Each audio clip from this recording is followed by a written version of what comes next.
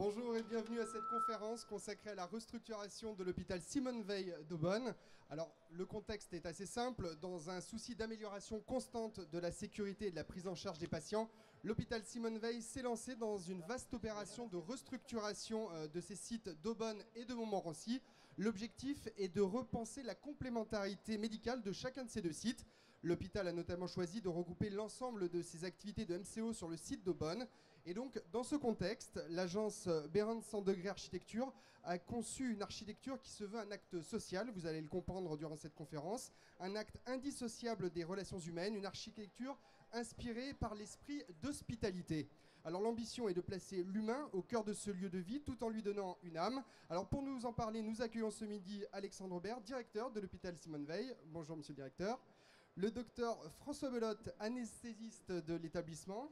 Bonjour docteur. Gérard Vermeil, ingénieur travaux, ancien directeur technique de l'hôpital Simone Veil. On a également Madame Sarah Caragial, présidente architecte associée de Bérens 100 degrés. Bonjour Sarah. Et messieurs Éric Cizère et Henri Fernandez qui vont représenter la société GTM Bâtiment.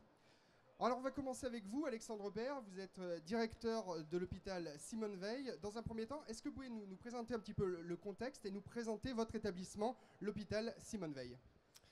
Bonjour, donc vous l'avez dit, hein, cet hôpital c'est issu d'une fusion. Alors j'en profite, il y a Pascal Forcioli qui est là, donc je parle sous son contrôle en 98. Donc ça met du temps.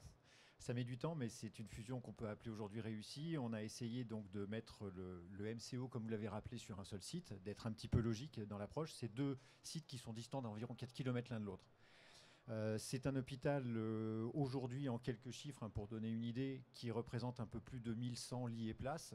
C'est un hôpital général au sens strict du terme, puisque vous avez parlé du MCO bien sûr. Nous avons toute la filière d'aval avec les soins de suite et réadaptation, avec des EHPAD, 225 lits d'EHPAD, dont une partie va se transformer prochainement en USFD. Et enfin, il y a 3 secteurs de psychiatrie et un intersecteur de pédopsychiatrie, donc vraiment l'hôpital général au sens strict du terme. Alors vous l'avez évoqué, on l'a évoqué aussi en introduction, vous êtes lancé dans un vaste projet de restructuration. Comment définiriez-vous ce projet? Alors effectivement, c'est un très vaste projet qui est très long. Pascal, tu as commencé ça il y a un certain temps. Aujourd'hui, donc, on a ce très beau pavillon. Vous êtes surveillé, hein? Oui, je suis très surveillé, je fais très attention, je parle sous contrôle. Aujourd'hui, donc, on a ce qu'on appelle ce pavillon Jean-Pierre Changeux, qu'on va voir tout à l'heure en image. C'est une restructuration à la fois esthétique et logique, pour essayer de revenir. Esthétique, c'est important, hein, de plus en plus on en parle. Après tout, on dit que bien accueillir les gens, ça fait partie du soin pour une part. Et puis logique, je pense qu'on aura l'occasion d'en reparler tout à l'heure, parce que la conception de l'accueil du patient et du flux du patient a été particulièrement bien pensée. Donc je pense qu'on aura l'occasion d'y revenir, mais le projet a vraiment intégré cette notion. Alors justement, quel bilan déjà pouvez-vous dresser aujourd'hui de cette opération de regroupement sur le site d'Aubonne? Alors, bilan positif, bien que bilan intermédiaire, parce que ce n'est pas fini. Pour autant, bilan très positif. D'abord parce que l'hôpital fonctionne. Il y a toujours une crainte quand vous avez 2 sites, notamment 2 sites d'urgence par exemple, et que vous en fermez un, d'avoir une perte, que les usagers ne suivent pas. Ça n'a pas été le cas, bien au contraire, on est plutôt sur une augmentation d'activité permanente. Donc ça a été une vraie réussite, c'est-à-dire que les usagers ont suivi le projet et se sont emparés, je dirais, de cette nouvelle structure. Alors on va se tourner vers le docteur François Belotte. Quelles étaient les attentes de la communauté médicale vis-à-vis de ces 2 opérations? On le rappelle, hein, la construction du bâtiment Jean-Pierre Changeux et la réhabilitation du bâtiment existant. Ben, vous imaginez bien que les attentes de la communauté médicale étaient très importantes dans ce contexte. Si on se remet en 1998, la fusion des 2 établissements voisins, symétriques. À l'époque, Pascal Forcioli, qui nous fait le plaisir d'être ici, était le directeur. C'est lui qui a initialisé le projet. Donc les attentes, elles étaient de la part des 2 communautés médicales rassemblées depuis 2-3 ans, puisque c'est passé en 2000. Elles étaient à la fois de la direction et de la CME avec l'envie de rassembler dans le bassin, à l'époque on appelait ça le bassin, dans le territoire, un hôpital du 21e siècle, un peu nouveau, dans un concept plus orienté vers la transversalité, qui faisait rupture avec les hôpitaux pavillonnaires historiques. On avait aussi l'ambition de réussir un rapprochement des deux communautés qui, comme je le disais tout à l'heure, était assez récente. Et puis, comme le rappelait aussi Alexandre Aubert, l'esthétique n'était pas neutre dans le choix du projet qui a duré plus de 10 ans avec 4 directeurs, mais toujours dans la continuité et avec des échanges permanents avec la communauté médicale. Alors, il y avait les deux communautés médicales. Quels ont été les professionnels impliqués dans les réflexions des différents groupes de travail et quel était leur rôle? Alors, je crois que tous les professionnels ont été impliqués, les médecins, mais aussi beaucoup les cadres, parce que la réflexion menée à l'époque, elle n'était pas, comment dire, du copier-coller, et c'était un gros travail de réorganisation, plus, comme je disais tout à l'heure, par filière. Et on avait envie de réfléchir sur le parcours du patient déjà à l'époque, et donc d'avoir un projet architectural plus centré sur le parcours du patient que sur des espaces un peu figés ou un peu bloqués, comme on aurait pu le constater quelques années auparavant. Alors, au regard de la durée du projet, comment vous avez réussi à conserver la motivation des personnels impliqués? Ce sont des projets qui sont longs, avec les personnes qui changent, etc. Comment on arrive à garder cette motivation? Alors, pas étonnamment, mais j'allais dire très naturellement, par un accompagnement constant et régulier dans les différentes phases du projet. Le programmiste a réussi à intégrer les différents professionnels, justement, comme je disais tout à l'heure, en les faisant réfléchir sur une nouvelle organisation, plus sous forme de filière. Donc cette organisation demandait une réflexion assez importante et assez innovante, qui, je pense, a séduit les professionnels pour pouvoir avancer dans le projet. Donc les différentes étapes, le programme, la PS, la PD, etc., les professionnels ont été, médecins et cadres, ont été largement associés à différents groupes de travail.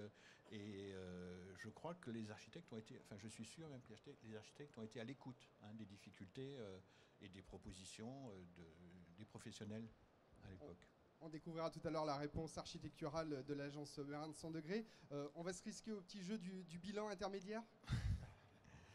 Effectivement, c'est un bilan intermédiaire, mais quand même au bout de 11 ans qui est bien avancé. C'est un bilan qui est largement pour nous positif, avec une satisfaction tant sur le concept, une satisfaction sur l'idée un peu original de changer l'orientation de l'hôpital, puisque vous verrez sur le film, l'entrée de l'hôpital est à l'inverse de l'entrée, à l'opposé, pardon, de l'entrée ancienne.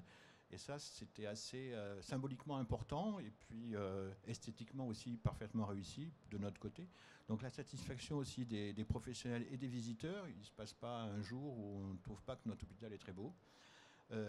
Et au niveau fonctionnel, l'idée la possibilité qui a été de regrouper, de rapprocher les plateaux techniques des grandes consultations très aérées, de rapprocher ça et de mettre ça dans la continuité, je pense que c'est quelque chose qui fonctionnellement est très appréciable et très apprécié. Les urgences ne sont pas loin du bloc opératoire. Enfin, regrouper ces activités du plateau technique et des consultations tournées vers l'extérieur par la proximité, ça a été quelque chose qui nous satisfait beaucoup. Merci Dr Belote. On va laisser la parole à Gérard Vermeil, ancien directeur des infrastructures de l'hôpital Simone Veil. Alors Monsieur Vermeil, quelle était votre mission durant ces différentes opérations? Eh bien, en fait, je faisais la liaison entre l'entreprise, le maître d'œuvre et la direction générale. D'accord. Alors comment la conduite de projet était-elle organisée sur ces différents projets? Alors la conduite était très simple. Il y avait un ingénieur, un TSH et une personne à la direction qui assurait le reporting. Nous avions une AMO qui était la DDE à l'époque, uniquement sur le plan financier. Donc réunion hebdomadaire entre la direction du chantier, à savoir l'entreprise GTM et le maître d'œuvre, et la direction technique. D'accord, c'est comme ça que vous avez articulé la collaboration entre vos équipes et celles des architectes. Quelles étaient les contraintes liées aux spécificités de l'infrastructure existante? Comment vous avez réussi à dépasser ces contraintes? Alors les contraintes, c'est souvent ce que l'on a entre... Enfin, que les on va changer de micro peut-être. connaissent très bien, c'est C'est la problématique des infections nosocomiales et surtout les phasages par rapport aux existants pour conserver la fonctionnalité. Pour la petite histoire, il y avait 23 phasages par rapport à la réalisation de la structure avant la livraison de la phase 1. C'est-à-dire qu'on travaillait, on va dire, à la petite semaine pour pouvoir changer les liaisons, changer les parcours patients, personnels, etc. C'est ce qui était le plus dur. On va se tourner vers l'entreprise GTM Bâtiment, représentée par Eric Cizer et Henri Fernandez. Quelle a été la mission de GTM Bâtiment et également de CBC Santé sur les opérations de l'hôpital Simone Veil?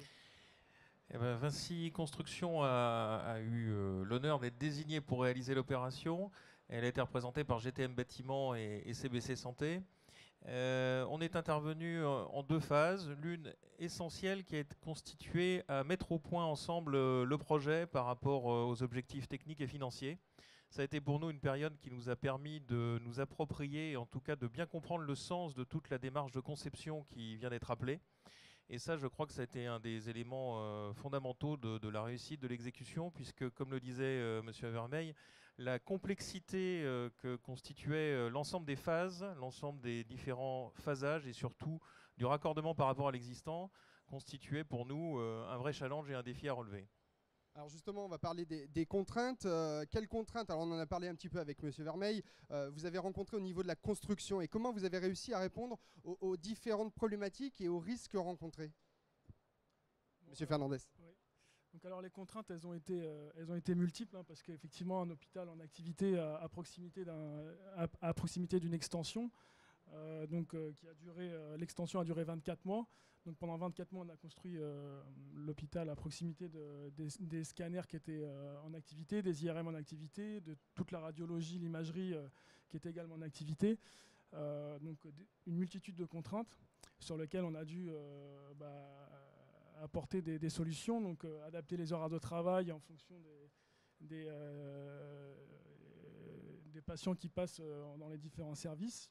Donc beaucoup d'aléas qui arrivent comme ça un peu, il faut s'adapter, donc c'est un peu, c'est pas toujours très, très simple, mais bon, on a essayé de satisfaire l'ensemble des intervenants. Donc globalement, ça s'est très bien passé. Les contraintes donc, liées à la poussière aussi, à l'environnement du chantier, qui sont des contraintes importantes, toujours par rapport au fait qu'il y a un hôpital à proximité en fonctionnement. Voilà, donc ça c'est pour l'extension. Ensuite, la phase restructuration qui a duré 12 mois, qui elle par contre a été beaucoup plus contraignante que la première phase, puisqu'effectivement on était à l'intérieur même de l'hôpital en fonctionnement, avec une succession de phasages, comme le disait M. Vermeil, pour déplacer les flux de patients, faire des cloisons provisoires pour isoler les poussières, tous les risques travaux pour ne pas les importer au niveau des patients et du personnel hospitalier.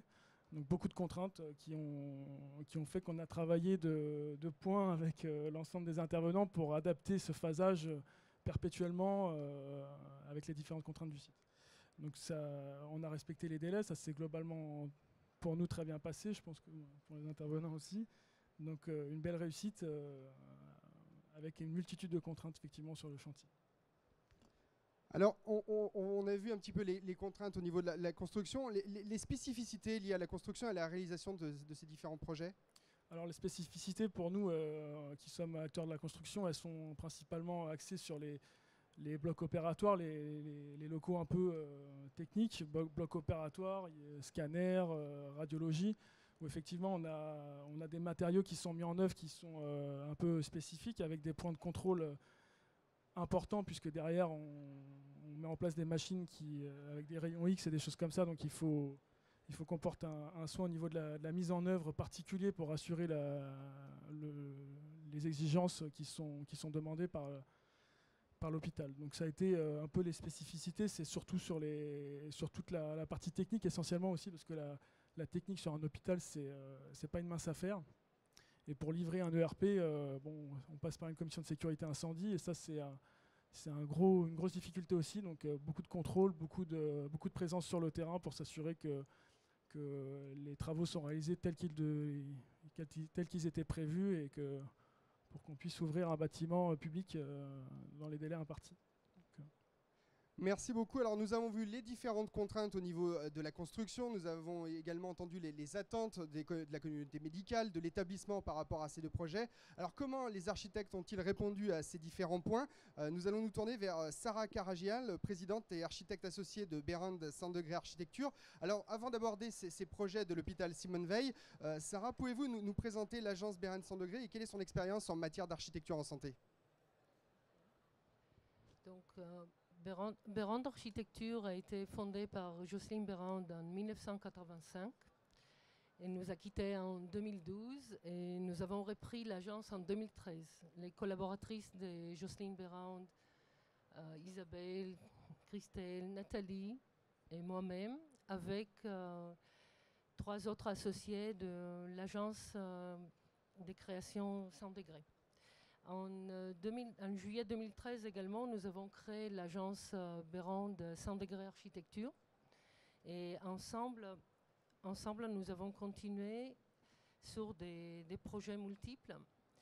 Vous voyez, notre vision de nos bâtiments est toujours d'être à l'écoute des gens, de comprendre leurs besoins et de voir comment on peut adapter la meilleure manière, les adapter à les sujets. Donc dans notre agence, nous avons multiples talents qui sont des différents pôles. Nous avons un pôle d'architecture, architecture d'intérieur, aussi bien que le digital, qui est intégré. Nous avons également un pôle conseil qui fait la stratégie d'un projet, qui travaille avec les clients, voir comment on peut améliorer leur parcours client, par exemple. Le pôle de design également, qui nous joint avec le graphisme et le soin sur les produits innovants. Et finalement, nous avons le pôle d'activation, que vous voyez aujourd'hui, les totems que vous avez dans notre stand, il est le fruit d'une collaboration avec ce pôle-là. Présente nos projets. Nous sommes partout dans le monde, pas encore, mais vous voyez qu'on s'étend de plus en plus. Nous sommes présents à Sao Paulo, à Casablanca, à Dubaï, à Shanghai, Hong Kong. Et dans la partie du sud, bientôt, on va ouvrir à Séoul et à Pékin de nouvelles agences. Et la dernière, c'est Genève, qui nous a joints également. Merci pour cette présentation de l'agence Bérande Saint-Degré. Alors, on revient du côté d'Aubonne et Montmorency avec l'hôpital Simone Veil. Quels étaient les enjeux de ces opérations pour votre agence? Alors, il y avait l'expérience sur le domaine de la santé. Oui. Avant de parler de Simone Veil. Parce que si vous êtes sur Simone Veil, c'est que vous aviez une expérience dans le domaine de la santé. Tout à fait. Donc notre expérience, elle est aussi un fruit des 30 ans d'existence de l'agence. Vous voyez ici les multiples projets que nous avons. Ils sont aussi bien dans la santé que dans des autres établissements publics. Mais nous sommes concentrés sur l'expertise de la santé. Et vous voyez qu'on est entré avec le premier projet en 92. C'était l'hôpital Poincaré à Garches. Un petit service, une création des SAMU et les centres 15. Ensuite, nous avons enchaîné, entre autres, avec les maisons de retraite de l'époque qui sont aujourd'hui les EHPAD.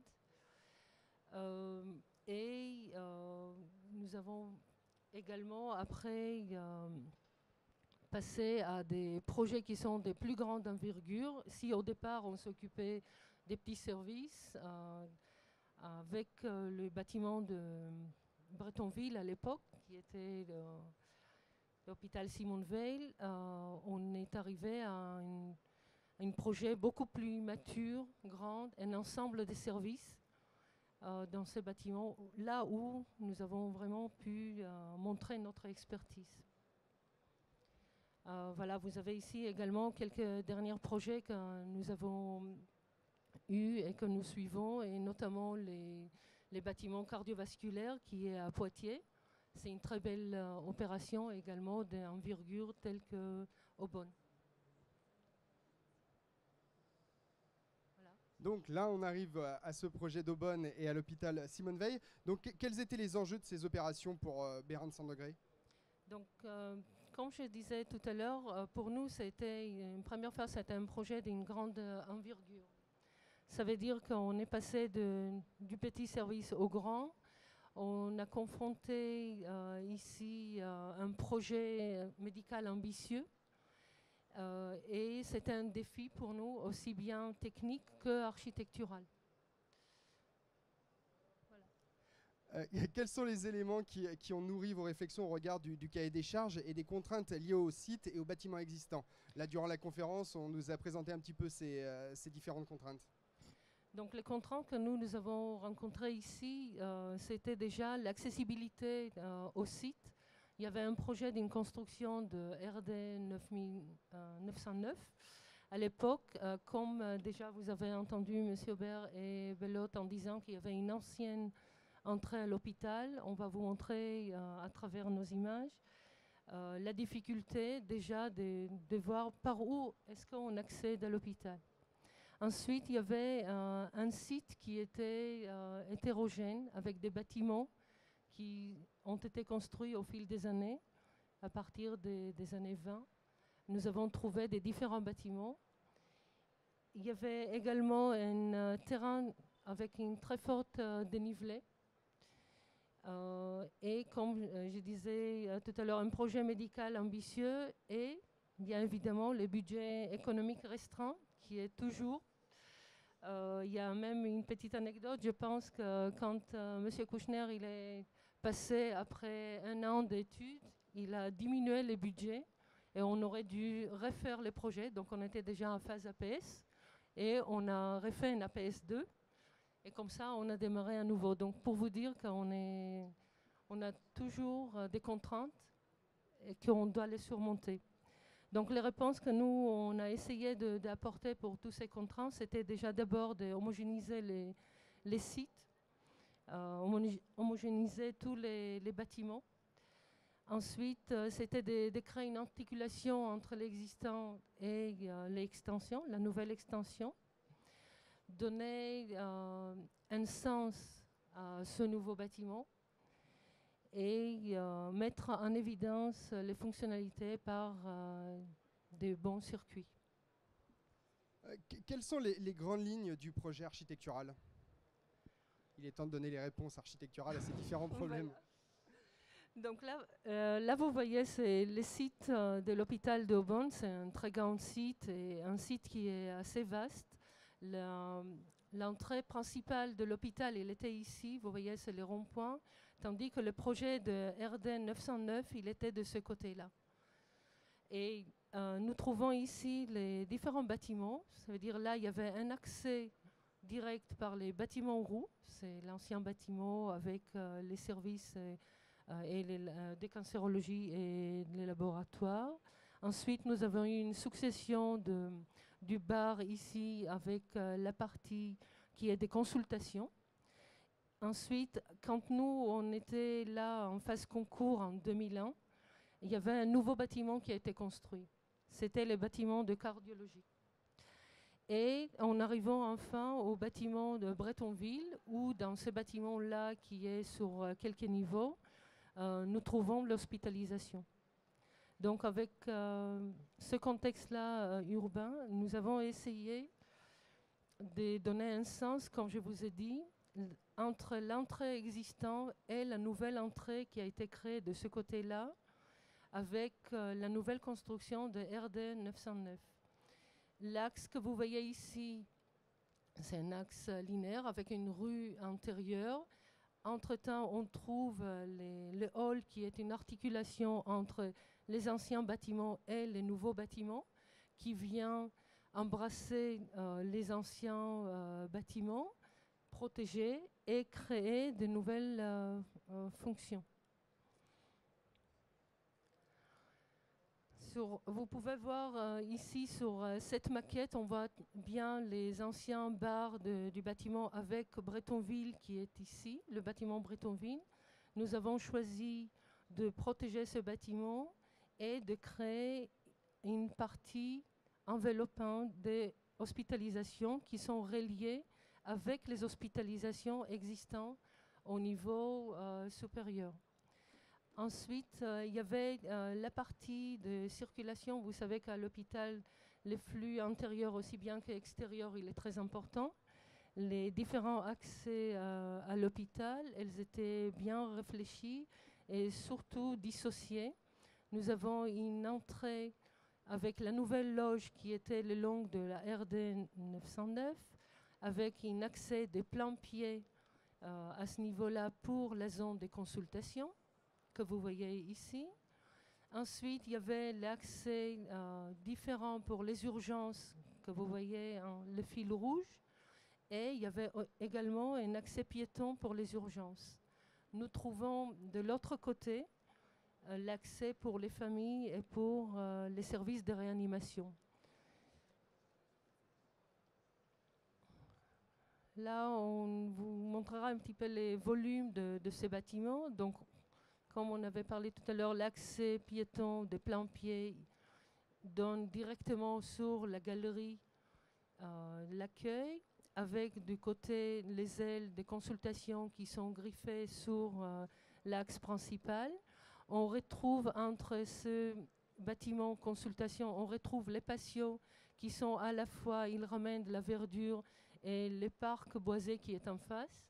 Ils pénètrent petit à petit dans le bâtiment et ils ramènent également de la lumière aux niveaux qui sont les niveaux bas, qui sont les niveaux des urgences et des soins. Vous voyez ici sur cette maquette-là, vous voyez les différents niveaux que nous avons. Partie basse, donc c'était le niveau 0 qui est les urgences, tandis qu'au niveau 1, nous rencontrons les consultations et les hospitalisations qui étaient en haut avec une vue sur le parc boisé. Nous avons essayé de trouver une nouvelle image à l'hôpital. L'hôpital, comme vous savez, toujours, on nous dit pas comme à l'hôpital. Il ne faudra pas faire un bâtiment comme à l'hôpital. Et pour nous, l'hôpital, il fallait lui donner une image différente, une image où les gens viennent, trouvent une manière apaisante, rassurante et pas menaçante. Donc, vous voyez qu'ici, par tous les moyens, nous avons essayé de colorer les façades de l'hôpital et de lui donner une propre identité à travers toutes les façades. À l'intérieur, ce qui est le plus important aujourd'hui dans l'hôpital, c'est la luminosité, la transparence. Le hall traversant que nous avons créé, vous voyez qui est ici, c'est un hall qui lie et articule les bâtiments existants avec la nouvelle extension. Chaque détail, il est important. C'est un plaisir. Je pense que M. Aubert, il avait dit que c'est un plaisir de travailler dans cet établissement. Vous pouvez dire que vous êtes ailleurs, vous n'êtes pas dans un hôpital. Vous venez visiter un musée peut-être, ou pour quelques minutes, vous trouvez une autre ambiance. La signalétique, elle était une partie très importante dans ce projet. Nous l'avons intégrée depuis le départ.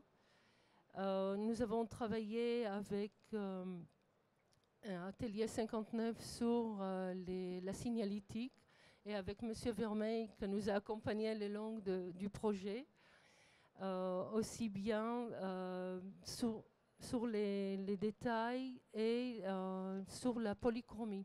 La polychromie dans l'hôpital, elle également est la porte de la gaieté. Nous avons travaillé avec Frédéric Thomas, qui est là avec nous également. Et dans cet ensemble, vous voyez qu'on a répété un petit peu cette actualité aujourd'hui. Nous avons travaillé les claviers de Le Corbusier. C'est les nuanciers de Le Corbusier que nous avons trouvé adaptés à ce projet, avec des couleurs osées. Je peux dire, quand vous voyez ici cette banque d'accueil aux urgences, où vous n'attendez pas à trouver cette ambiance-là, aussi bien qu'ailleurs. Je me rappelle bien quand M. Cizère il est venu une fois sur les chantiers, il m'avait dit « Sarah, je ne savais pas qu'il y a autant de couleurs dans un hôpital. Pour moi, un hôpital, il était tout blanc. » Vous vous souvenez? Donc, je les remercie qu'ils ont joué le jeu avec nous et qu'ils ont su répondre à nos attentes au niveau de la polychromie. Voilà. Bon, voilà, en quelques lignes pour vous dire, bon, vous connaissez la maîtrise d'ouvrage, c'était l'hôpital Simon Veil avec la conduction par le DDT Val d'Oise. Et l'équipe maîtrise d'œuvre, que nous étions là, donc à l'époque Bérande Architecture, qui est devenue Bérande Sandega Architecture, mandataire. Et il a eu dans cette équipe-là le cabinet Andrieux, qui est l'économiste, qui était aussi avec nous les longues toute opération. Une chose que je ne vous ai pas dit, c'est que pendant toute l'opération, nous avons eu quand même changement de programme. On avait 70, je peux dire, 70 travaux supplémentaires, mais nous avons toujours tenu notre budget. Nous avons travaillé avec l'entreprise et avec M. Vermeil pour ne pas déborder et pour rester toujours raisonnable. Là, je pense que tout a été dit. Peut-être quelques montants d'une opération de 24 000 à 48 millions d'euros. Une opération globale qui a duré en chantier 4 ans. En étude, elle a duré presque 11 ans. On a commencé en 2001 avec un rendu les 2012. On a tenu bon, je pense, avec tout le monde. C'était une succession de maîtres d'ouvrage, des intervenants, aussi bien chez nous qu'ailleurs, dans notre agence également. Et je pense que le travail que nous avons fait tous ensemble, il est là.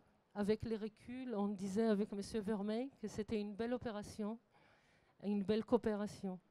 Donc là, je vous invite à voir le film que nous avons réalisé avec le service production de 100 degrés. Et vous allez découvrir ce bâtiment avec nous et je vous invite à le visiter ultérieurement.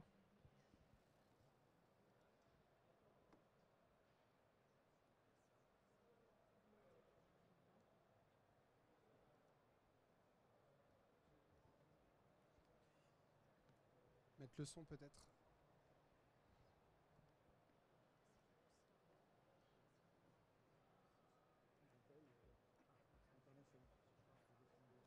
Alors si on a le technicien dans la salle pour nous mettre un peu de son.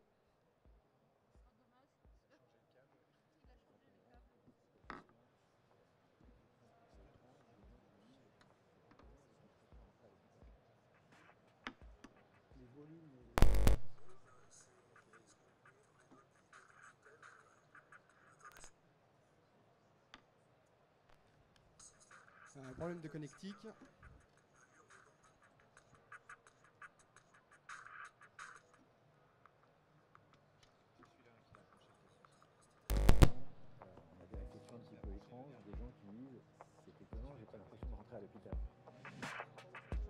Les volumes et les halls, c'est ce que vous voyez dans les lobbies des grands hôtels internationaux. Je pense que Jocelyne Béran, elle a été dans ce sens-là. C'est un lieu d'accueil, c'est pas un lieu où on ne veut pas rentrer.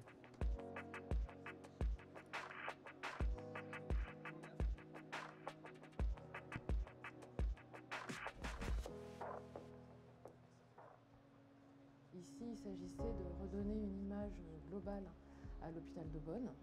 C'était un projet très ambitieux. Donc nous avons créé une nouvelle entrée avec un hall clair et traversant.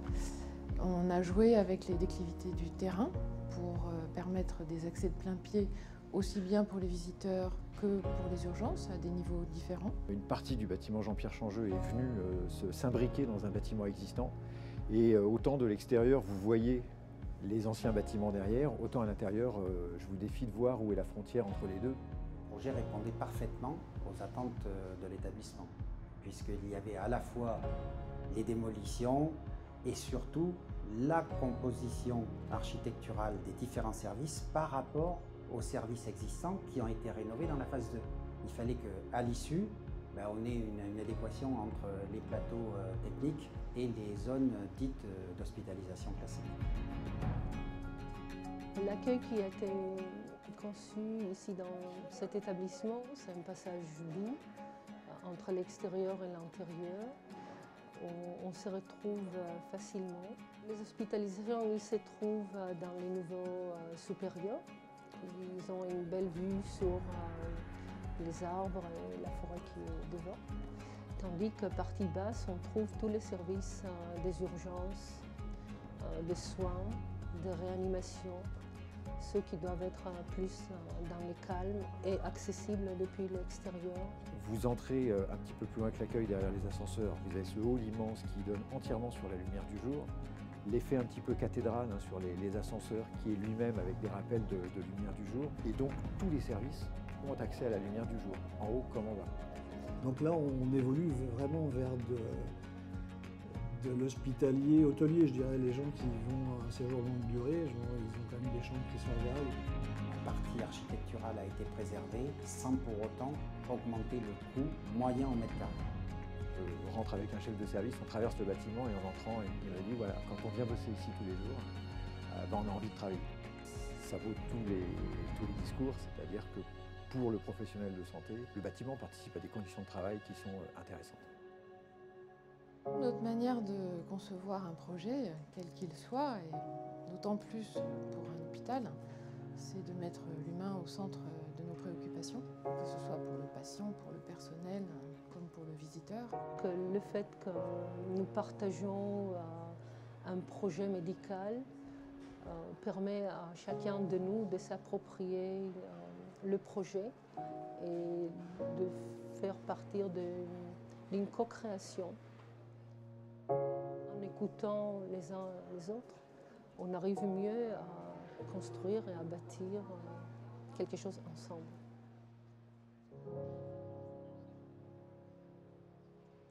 Merci beaucoup à tous pour votre présence ce matin pour nous parler de ces opérations sur l'hôpital Simone Veil de Bonn. Merci à tous pour votre présence. Merci également à Isabelle de l'agence Bérarde 100 degrés pour la rigueur et la précision de son organisation. Et je vous invite à suivre tout à l'heure à partir de 13h15 une conférence consacrée à la restructuration du centre hospitalier de la Côte Basque avec l'agence Art Farah et bien sûr Samir Farah qui est un habitué de ce village des architectes. A tout de suite.